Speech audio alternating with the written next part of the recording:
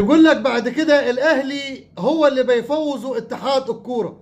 اهيك انت هتنسحب قدام الاهلي، يعني هتديله 3 بونت، يعني اللعيبه بتاعته هتريح، يعني كل السبل انت موفرها للنادي الاهلي. انا مش عارف اي رئيس نادي بيجي لنادي الزمالك بيكون العقليه واحده، عقليه مرتضى منصور. سبحان الله. يعني انت يعني انا مش فاهمك يعني انت عايز ايه من الاهلي؟ انت عايز تديله 3 بونت؟ انت عايز تنسحب؟ انت عايز شكلك يبقى وحش؟ انا مش فاهمك. انا لحد دلوقتي انا مش فاهم الكابتن حسين لبيب. اولا احنا بره المنافسه، لا اول ولا تاني ولا تالت ولا رابع.